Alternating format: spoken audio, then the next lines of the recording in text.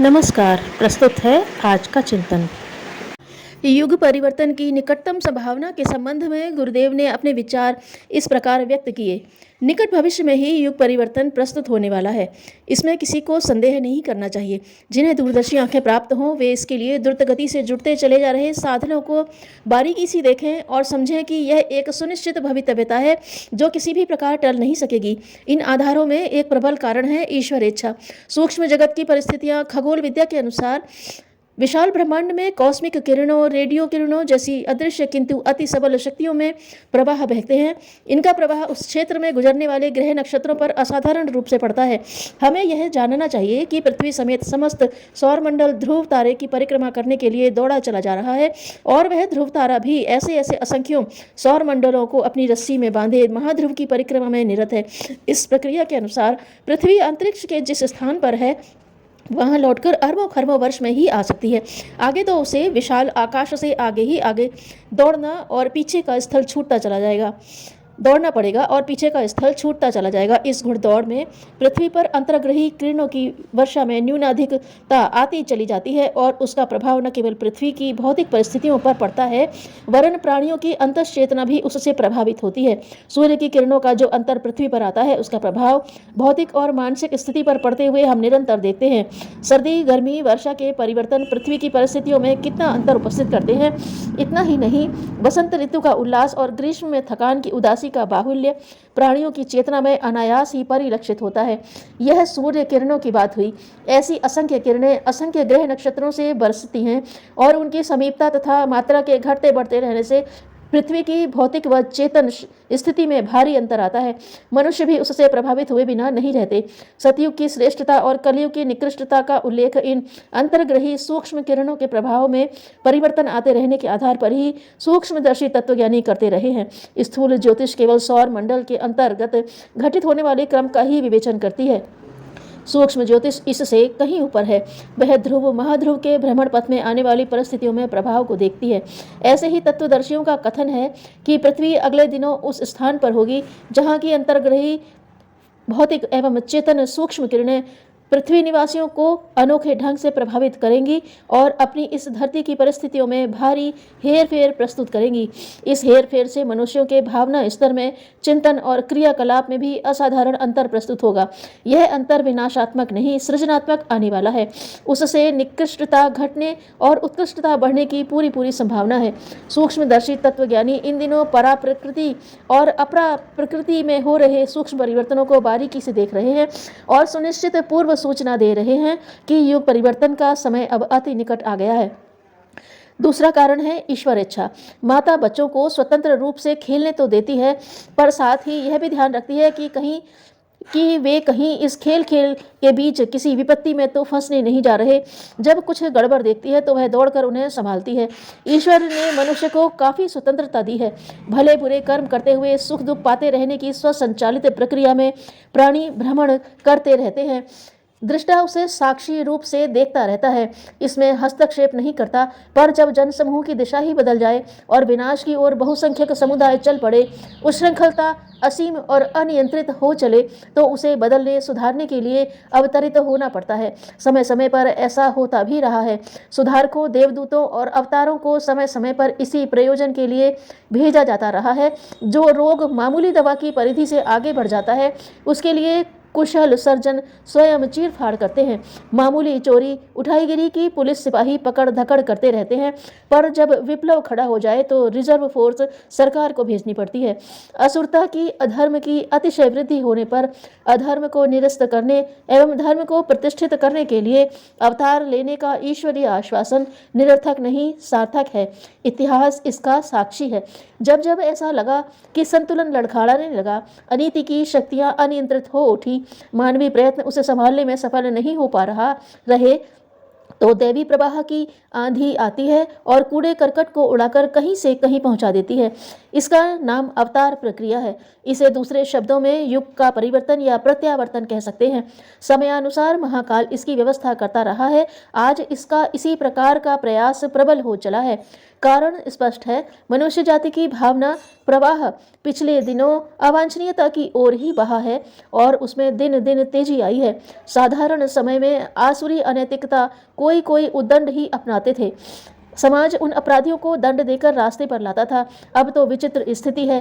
कुएं में भांग पड़ने पर उस पानी को पीने वाले सभी उन्मत्त हो उठते हैं। आज भी कुछ ऐसी ही स्थिति उत्पन्न हो गई है। ओछे और निकृष्ट स्तर के लोग अनाचार बरतें तो बात समझ में आती है, पर जब सुरक्षा दल ही उस स्तर पर उतर आए, मेड़ खेत को खाने लगे, तब फिर रखवाली कैसे संभव हो। समाज को नीति नियंत्रण में रखने के लिए आदर्श गतिविधियां अपनाने की जिम्मेदारी प्रबुद्ध वर्ग की है, पर जब ग्वाला ही भेड़ मारने लगे, रक्षक ही भक्षक बन जाए, तब समझना चाहिए खैर नहीं। आज बारीकी से देखा जाए तो राजतंत्र, धर्मतंत्र, समाजतंत्र, अर्थतंत्र, बुद्धितंत्र, कला तंत्र के क्षेत्रों में नेतृत्व करने वाली प्रतिभाएं बुरी तरह अपने कर्तव्य से च्युत हो रही हैं। मुख से बकवास करते रहने का कोई मूल्य नहीं, प्रभाव पड़ता है आस्थाओं का और कृतियों का। वे छिपाए छुपती भी नहीं। यदि उनका स्वर अवांछनीय है तो मोटे तौर से कोई जाने या न जाने पर सूक्ष्म जगत में उसका भारी प्रभाव पड़ेगा। समर्थ प्रतिभाएं जहां अपने वर्चस्व से लोकमानस को अपने समान उत्कृष्ट बना सकती हैं, वहां उनकी निकृष्टता व्यापक रूप से अवांछनीयता का भी विस्तार कर सकती है। सर्वसाधारण की गतिविधियों में गिरावट आ जाना उतना चिंताजनक नहीं जितना प्रतिभाओं का नैतिक अधःपतन। आज यही विश्व संकट का प्रधान केंद्र बिंदु है। यही क्रम चलता रहा तो समस्त संसार के लिए आत्मघाती संकट कुछ ही दिनों में प्रस्तुत हो सकता है। किसी का नाम लेने की जरूरत नहीं है और न किसी पर कीचड़ उछालने की आवश्यकता है।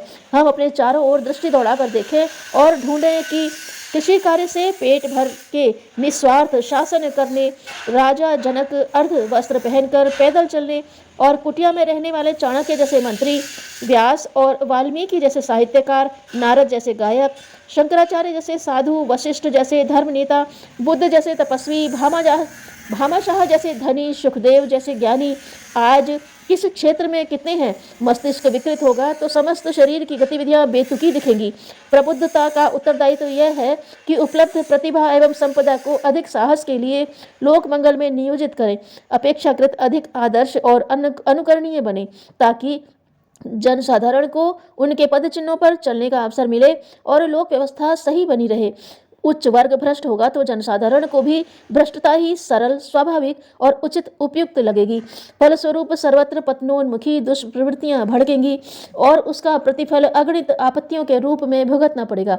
आज धन, शिक्षा और साधनों की प्रचुर मात्रा में अभिवृद्धि हुई है। यदि उसका सदुपयोग संभव हुआ होता तो इतनी साधन संपन्न जनता स्वर्गीय सुख का आनंद ले रही होती, पर हो ठीक उल्टा रहा है। बढ़ती हुई संपदा विपत्ति का कारण ही बनती चली जा रही है और मानव जीवन का हर पक्ष, समाज का हर क्षेत्र इतना कलुषित हो रहा है कि घुटन में प्राण ही निकल रहे हैं। बाहर जितना ही सौंदर्य, भीतर उतनी ही कुरूपता। बाहर जितना वैभव, भीतर उतनी ही दारिद्र्य। बाहर जितना ज्ञान, भीतर उतना ही अंधकार। इतना छद्म और इतना पाखंड शायद ही इतिहास में कभी आया हो। मानवीय महानता तो एक प्रकार से पलायन ही करती चली जा रही है। उसके स्थान पर जाल में फंसाने का अंधेरी धंधा पनप रहा है। अब नैतिकता की, मानवता की कसौटी पर खरे सिद्ध होने वाले लोग दीपक लेकर ही तलाश किए जा सकते हैं। लगता है नैतिक मूल्यों का समाप्ति का दिन आ पहुंचा। इन परिस्थितियों में यह सर्वत्र रोष, आक्रोश, असंतोष, विक्षोभ, दुख, दारिद्र्य, रोग, शोक, क्लेश, कलह का दुर्भाग्यपूर्ण वातावरण छाया दिखे तो इसमें आश्चर्य ही क्या है। विज्ञान की प्रगति इस युग की अभूतपूर्व उपलब्धि है। प्रकृति की शक्तियों को हाथ में लेने की क्षमता शायद ही कभी इतनी बड़ी मात्रा में मनुष्य के हाथ आई हो। यह दुधारी तलवार है। इससे जहां स्वर्णोपम सुख शांति की प्राप्ति की जा सकती है, वहां ब्रह्मांड के इस अप्रतिभ सुंदर ग्रह को, पृथ्वी को चूर्ण विचूर्ण करके भी रखा जा सकता है। दुष्ट मानव उसी दिशा में बढ़ रहा है। हाइड्रोजन और एटम अस्त्रों की इतनी बड़ी मात्रा उसने सर्वनाश के लिए ही संजोई है। प्रस्तुत दुर्बुद्धि के बाहुल्य को देखते हुए यह असंभव नहीं कि इस बारूद में कोई उन्मादी किसी भी क्षण आग लगा दे और यह ईश्वरीय अरमानों में से सींची हुई दुनिया क्षण भर में धूलिकण बनकर किसी निहारिका के इर्द गिर्द चक्कर लगाने लगे। विश्व का ऐसा दुखद अंत काल्पनिक नहीं, वर्तमान परिस्थितियों में उस स्तर का खतरा पूरी तरह मौजूद है। यदि सर्वनाश न भी हो तो जिस दर्शन को अपनाकर मूर्धन्य प्रबुद्ध एवं नेतृत्व कर सकने योग्य व्यक्ति चल रहे हैं, उससे दिन दिन अधिक दारुण दुख ही उत्पन्न होंगे। तब जीवित रहते हुए भी इस धरती के निवासी आए दिन अधिक दयनीय दुर्दशा से नारकीय जलन में रुदन क्रंदन करने भर के लिए शेष रहेंगे। ईश्वर को यह किसी प्रकार मंजूर नहीं। बच्चों को बारूद से खेलने की छूट नहीं दी जा सकती। महाकाल ने इस अव्यवस्था को व्यवस्था में पलटने के लिए अपना शस्त्र उठा लिया है। उसकी प्रत्यावर्तन प्रक्रिया चल पड़ी है। हम सांस रोक कर देखें कि अगले दिनों क्या होता है। प्रबल कैसे बदलता है, दुनिया कैसे उलटती है, असंभव लगने वाला प्रसंग कैसे संभव बनता है। मनुष्य को बदलना ही पड़ेगा, इच्छा से भी और अनिच्छा से भी। यह रीति नीति देर तक नहीं चल सकती। युग परिवर्तन एक निश्चित तथ्य है, उसके बिना कोई और गति नहीं। इस हेर फेर के लिए अब अधिक समय प्रतीक्षा नहीं करनी पड़ेगी। इन दिनों अंतरिक्ष में चल रही हलचलें अगले ही दिनों साकार रूप धारण करेंगी और हम एक ऐसी महाक्रांति का दर्शन करेंगे जिसमें सब कुछ उलट पुलट करने की सामर्थ्य भरी होगी। व्यष्टि व्यक्ति मनुष्य की तरह समष्टि आत्मा विश्वात्मा भी एक जीवंत तथ्य है। उसमें अपना भला बुरा सोचने की सामर्थ्य है। इन दिनों विश्व मानव को गंभीरता पूर्वक सोचना पड़ रहा है कि ज्ञान और विज्ञान के क्षेत्र में बढ़ते हुए उसके चरण किस दिशा में अग्रसर किए जाएं। निसंदेह इसका उत्तर विनाश नहीं विकास ही हो सकता है। भौतिक विकास से लाभान्वित होना तभी संभव है जब आत्मिक विकास की आवश्यकता पूर्ण की जाए। आज उत्कृष्ट वर्ग का चिंतन इसी दिशा में चल रहा है। जिनकी चेतना में दिव्यता का तनिक भी प्रकाश उगा है, उन सब महामानवों के भीतर एक ही स्तर की विचार तरंगें उमड़ रही हैं। घटाएं घुमड़ रही हैं, बिजली चमक रही है। अब घनघोर वर्षा में अधिक विलंब नहीं है। विश्व मानव का उत्कृष्ट चिंतन जब सक्रिय रूप धारण करेगा, सृजन मेघ बनकर बरसेगा, तो आज की तपन कल जल थल को एक करने वाली सुषमा शीतलता और हरितिमा का दृश्य ही चारों ओर बिखरा दिखाई देगा। इस परिवर्तन के लिए अब अधिक प्रतीक्षा नहीं करनी पड़ेगी। भावनात्मक स्तर पर बदला हुआ मनुष्य, प्रस्तुत परिस्थिति, नदी पर्वत यही सब रहेंगे, पर इन कलेवरों के अंतर्गत प्राण दूसरा ही रहेगा, दूसरा ही होगा। तब लोग अपने दुख से पड़ोसी के दुख को और अपने सुख से दूसरों के सुख को कम नहीं अधिक ही मानेंगे। तब संकीर्ण स्वार्थपरता के लिए चिंतन में कोई स्थान न होगा। हर व्यक्ति यही सोचेगा कि जिस समाज के अनुदान से उसका व्यक्तित्व विनिर्मित और विकसित हुआ है, उसे सुविकसित समुन्नत बनाने के लिए अधिक से अधिक योगदान करना चाहिए। ऐसी मन स्थिति में हर मनुष्य स्नेह और सौजन्य का प्रतीक होकर रहेगा। शालीनता और सज्जनता उसकी नीति होगी। अपने लिए कम, दूसरों के लिए अधिक की प्रतिस्पर्धा में लोग अधिकतर अधिकार के लिए नहीं लड़ेंगे, वरन कर्तव्य पालन में कौन अग्रणी रहा इसकी प्रतिस्पर्धा करेंगे। तब मनुष्य का शत्रु नहीं, मित्र बनकर रहेगा। एक दूसरे को संदेह, अविश्वास और आशंका की दृष्टि से नहीं देखेंगे। एक दूसरे पर विश्वास करके चलेंगे भी और उस मान्यता की यथार्थता भी सिद्ध करेंगे। न कटुता की आवश्यकता पड़ेगी और न कर्कशता की। न्याय और विवेक की प्रधानता के कारण न कहीं अनैतिकता दिखाई देगी और न कहीं भ्रम छद्म के लिए स्थान रहेगा। लोग सीधा साधा, सरल और हर्षोल्लास भरा जीवन जिएंगे। आज मनुष्य की 3/4 शक्तियां ध्वंस के साधन एकत्रित करने में लगी हैं। असंतोष और अविश्वास के कारण जन सहयोग जुटा नहीं पा रहा। आशंका और आत्मरक्षा की चिंता फूंक फूंक कर कदम धरने को कहती है। इन जाल जंजालों में जकड़ा हुआ मनुष्य कुछ कर नहीं पाता। साधनों को सृजन में लगाया जा सकना संभव ही नहीं होता।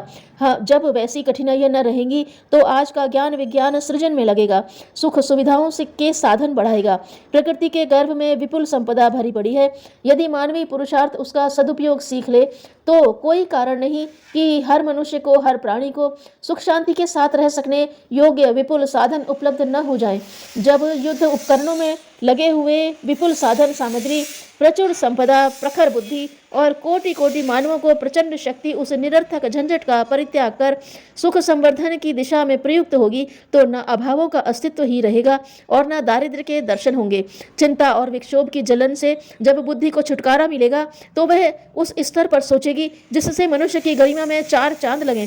जब 350 करोड़ इस धरती के निवासी परस्पर स्नेह सहयोग के साथ रहेंगे और उत्कृष्ट चिंतन एवं आदर्श कर्तृत्व में संलग्न रहेंगे, तो कोई कारण नहीं कि कल्पित स्वर्ग से बढ़कर सुख शांति भरी परिस्थितियां इसी धरती पर दृष्टिगोचर न होने लगें।